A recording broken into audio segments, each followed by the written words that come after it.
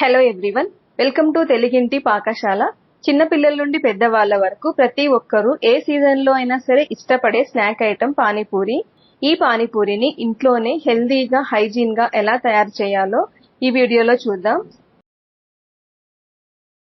ఈ పానీపూరిని మనము తయారు చేసుకోవడానికి ముందుగా ఒక మిక్సింగ్ బౌల్ తీసుకొని ఒక కప్పు వరకు గోధుమ రవ్వ తీసుకొని ఒక హాఫ్ కప్పు వరకు గోధుమ పిండిని, కొద్దిగా సాల్ట్, చిటికెడంతా బేకింగ్ సోడా తీసుకొని అన్నీ కలిపేసి ఒక హాఫ్ కప్పు వరకు వాటర్ తీసుకొని ఈ పిండి మొత్తాన్ని చపాతీ పిండిలాగా కలుపుకోవాలి.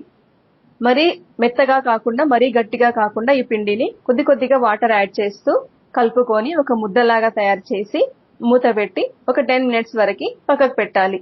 ఈ టైంలో రవ్వ వాటర్ ని పీల్చుకొని మాయిశ్చర్ గా తయారవుతుంది. అందుకే మనం కలిపేటప్పుడు గట్టిగా కాకుండా కొంచెం మెత్తగా కలుపుకుంటే పిండి నానిన తర్వాత చపాతీ చేసుకోవడానికి అనుకూలంగా తయారవుతుంది. 10 minutes తర్వాత పిండిని చూస్తే మనకి ఇలా సాఫ్ట్ గా తయారవుతుంది. ఇప్పుడు మనము పూరీలు చేసుకోవడానికి చపాతీలు ఎలాగైతే చేసుకుంటామో అలాగే చపాతీలాగా చేసుకోవాలి. దానికోసము చపాతీ చేసుకునే పిండి సైజ్ కంటే కొద్దిగా ఎక్కువగా తీసుకొని చపాతీ చేసుకునే పీట మీద కొంచెం పొడి పిండిని యాడ్ చేసి మనము చపాతీ ఎలా చేస్తామో అలాగే చేసుకోవాలి. మరీ మందంగా కాకుండా పల్చగా కాకుండా మనము ఈ చపాతీని తయారు చేసుకోవాలి. తర్వాత ఒక చిన్న సైజు క్యాప్ గానీ బౌల్ గానీ తీసుకొని మనము చిన్న చిన్నగా పూరీల్లాగా కట్ చేసుకోవాలి. ఇక్కడ పొడి పిండి అయినా యాడ్ చేయొచ్చు, కొద్దిగా ఆయిల్ అయినా యాడ్ చేసి వీటిని చపాతీలాగా చేసుకొని చిన్న చిన్న పూరీలని కట్ చేసుకొని పక్కకు పెట్టుకోవాలి. మనము తయారు చేసుకున్న ఈ పూరీలు గాలి తగలకుండా ఒక ప్లేట్ గానీ మూత గానీ మూసి పక్కకు పెట్టుకోవాలి. ఇలాగే మిగతా పిండితో కూడా అన్ని పూరీలను తయారు చేసుకొని పక్కకు పెట్టుకోవాలి.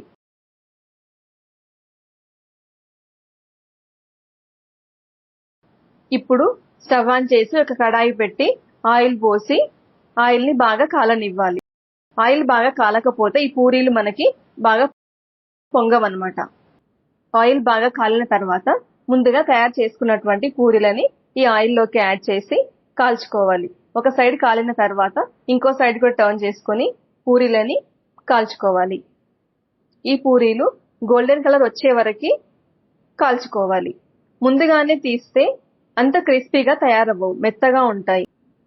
పానీపూరిలోకి పూరీలు క్రిస్పీగా ఉంటేనే ఆ ఫ్లేవర్ యాడ్ అవుతుంది. మెత్తగా ఉంటే అంత టేస్టీగా ఉండవు. అంతే, పూరీలు తయారైపోయినాయి. ఇప్పుడు ఈ పూరీలని పక్కకు పెట్టి పానీపూరిలోకి మసాలా తయారు చేసుకోవడానికి ఒక హాఫ్ కప్పు వరకు తెల్ల బఠానీలు తీసుకొని బాగా కడిగి నీళ్లు పోసి ఒక 4 hours వరకు నానబెట్టుకోవాలి. ఈ బఠానీని మనము పూరీలు చేసుకోవడానికి ముందే ఒక 4 hours ముందు నానబెట్టి పక్కకు పెట్టుకోవాలి. నానబెట్టినటువంటి ఈ బఠానీలని కుక్కర్ లోకి యాడ్ చేసి ఒక ఆలూని పీల్ ఆఫ్ చేసి చిన్న చిన్న ముక్కలుగా కట్ చేసి ఈ కుక్కర్ లోనే యాడ్ చేసి ఒక 4 whistles వచ్చే వరకు ఉడకనివ్వాలి. ఆలూని బఠానీని విడివిడిగా అయినా ఉడకబెట్టుకోవచ్చు, లేదా కలిపి అయినా ఉడకబెట్టుకోవచ్చు. కంపల్సరీ 4 whistles వరకు అయితే ఉడకబెట్టాలి, లేకపోతే బఠానీ అనేది ఉడకదు. ఇప్పుడు ఉడికిన తర్వాత ఈ బఠానీ ఆలూని మెత్తగా మ్యాష్ చేసుకొని ఒక మిక్సింగ్ బౌల్లోకి తీసుకొని దీంట్లోకి 1 tablespoon వరకు కారం, హాఫ్ టేబుల్ స్పూన్ సాల్ట్ తీసుకొని కొద్దిగా కొత్తిమీరను కూడా యాడ్ చేసి సన్నగా తరిగినటువంటి ఒక ఆనియన్ యాడ్ చేసి మొత్తం కలుపుకోవాలి. దీంతో మనకి మసాలా తయారవుతుంది. ఇప్పుడు మసాలాను పక్కకు పెట్టుకొని పానీపూరిలోకి పానీ తయారు చేసుకోవడానికి కొద్దిగా చింతపండుని నానబెట్టి పక్కకు పెట్టుకోవాలి.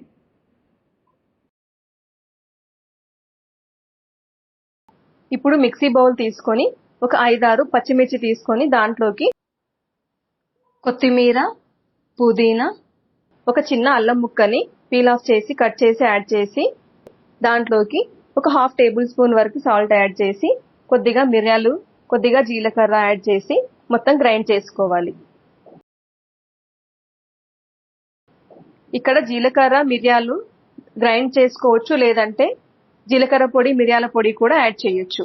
ఇప్పుడు గ్రైండ్ చేసినటువంటి మిక్చర్ లోకి ముందుగా నానబెట్టినటువంటి చింతపండు నుంచి చింతపండు రసం తీసి యాడ్ చేయాలి. తర్వాత కొద్దిగా వాటరు, ధనియాల పొడి యాడ్ చేసి ఈ వాటర్ అంతా బాగా కలిసేలాగా కలుపుకోవాలి.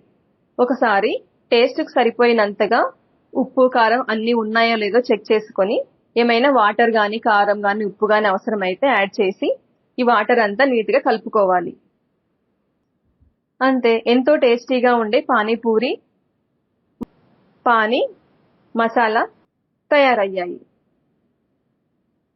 మనము పానీపూరి చేసుకోవడానికి ముందుగా మసాలా తయారు చేసి పక్కకు పెట్టుకొని తర్వాత పానీ చేసుకొని ఆ తర్వాత పూరీలను చేసుకోవాలి. పూరీలు వేడివేడిగా ఉంటేనే క్రిస్పీగా ఉంటాయి కాబట్టి పూరీలు ముందు చేసుకోకుండా అన్ని తయారు చేసుకున్న తర్వాత చివర్లో పూరీలు చేసుకుంటే అప్పటికప్పుడు సర్వ్ చేసుకోవచ్చు.